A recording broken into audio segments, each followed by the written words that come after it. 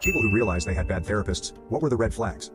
1. So I went to child therapy back in the day. But the therapist always had my dad in the room with my sisters and I. Because of that, I was never able to tell her about how he was abusing my sisters and I.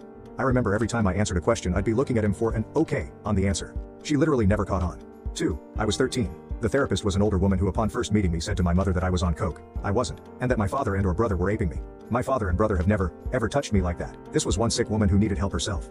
3. When he was on the news for banging a client, it was his arrest photo because that's a crime. He was our marriage counselor, and he was married. So was the client.